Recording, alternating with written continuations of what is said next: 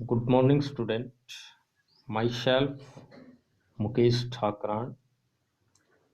Student, today I will teach you chapter 3rd of NCERT, class 12th, current electricity.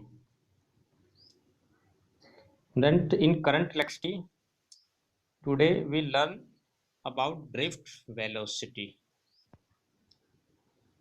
So let's start. Then what do you mean by drift velocity?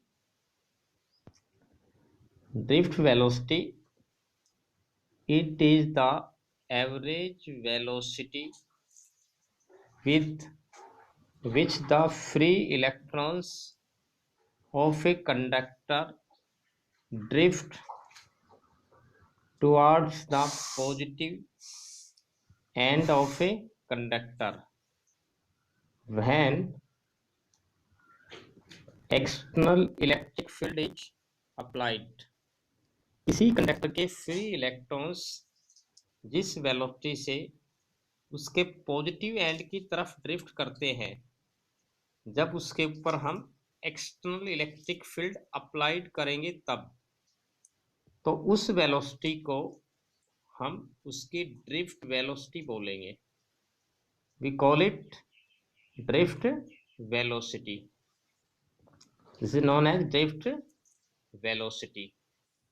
So student, you can find the expression for drift velocity as, to find the expression we consider a conductor having n number of electrons. E is the external electric field, L is length, जिसकी length हो L. तो जब इसमें हम potential V apply करेंगे तो इसके जो इलेक्ट्रॉन्स है वो ड्रिफ्ट होंगे नेगेटिव से पॉजिटिव एंड की तरफ, और इलेक्ट्रिक फील्ड का जो डायरेक्शन है वो होता है पॉजिटिव से नेगेटिव की तरफ. तो स्टूडेंट, इस पे जब हम V पोटेंशियल अप्लाइड करेंगे then what is the value of electric field inside it.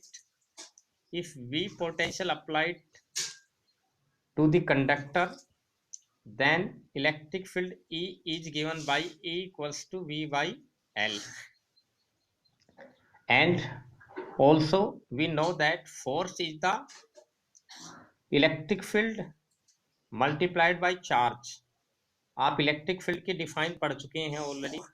Electric field होता है फोर्स पर यूनिट चार्ज. तो फोर्स क्या हो जाएगा, electric field multiplied by charge. तो इलेक्ट्रॉन के ऊपर जो फोर्स लगेगा इलेक्ट्रिक फील्ड का वो फोर्स कितना होगा, माइनस ई इंटू ई. यहाँ पर student negative sign show that direction of E is opposite to F. जो डायरेक्शन है इलेक्ट्रिक फील्ड का वो फोर्स के अपोजिट है. Now student, if M is the mass of the particles और electrons then its acceleration is given by. अगर m electron का हम मास सपोज करते हैं तो इसकी एक्सीलरेशन क्या हो जाएगी, ई ई बाई एम. इसी फॉर्मूले से हमने f की जगह क्या रखा है, यहाँ पे हमने एम ए. तो a तो यहाँ पे रह गया, m हमने नीचे डिवाइड कर दिया क्योंकि f बराबर क्या होता है, m इंटू में a होता है. तो एक्सीलरेशन आ गई हमारे पास.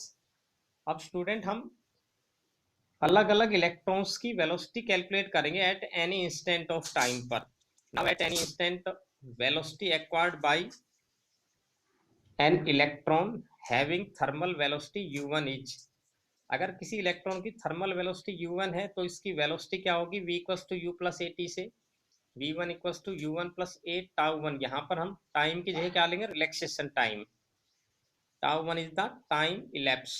एक कोलिजन से दूसरे कोलिजन के बीच में जो टाइम स्पेंड हो रहा है वो इसका इलेप्स टाइम होता है. तो similarly you can calculate velocity of second, third and nth electrons. हम सभी इलेक्ट्रॉन्स की वेलोसिटी कैलकुलेट कर सकते हैं. तो स्टूडेंट, ये हमारे पास इंडिविजुअल इलेक्ट्रॉन्स की वेलोसिटी आ गई है. अब हमने कैलकुलेट करनी है इसकी ड्रिफ्ट वेलोसिटी. जैसा कि हमने डिफाइन में पढ़ा है कि drift velocity is the average velocity with which the free electron drifted towards positive and. तो इस सब का हम एवरेज कैलकुलेट करेंगे तो वो एवरेज हमें डायरेक्टली इसकी ड्रिफ्ट वेलोसिटी की ही वैल्यू देगा. So let's find the average. Now average velocity is given by drift velocity which is Vt equals to V1 plus V2 plus V3 up to Vn divide by n। हमारे पास n number of electrons है total, तो हमने सारे electrons की velocity को add कर दिया और उनको टोटल नंबर ऑफ इलेक्ट्रॉन से डिवाइड कर दिया। ये इनकी एवरेज वैल्यू आ गई। And after substituting the value u1 plus a tau one u2 plus a tau two up to, हमने v1 v2 vn की वैल्यू रख दी इसमें, तो हमारे पास ये इक्वेशन आ गई। देखिए इस इक्वेशन में हमने जो थर्मल स्पीड है u1 plus u2 plus un, इनको अलग कर लिया सेपरेटली, और जो रिलैक्सेशन टाइम और एसिलेशन का प्रोडक्ट है सभी में देखिए एसिलेशन कॉमन ले लिया हमने। When we take acceleration common, we left inside tau 1 plus tau 2 plus so on tau n divided by n. Then we get 0 plus a tau।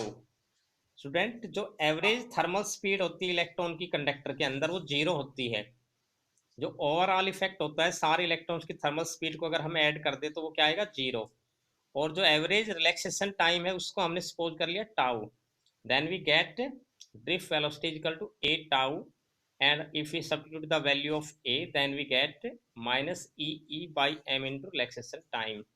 This is the average speed, or we can say drift speed of the electrons inside the conductor. Thank you, have a good day.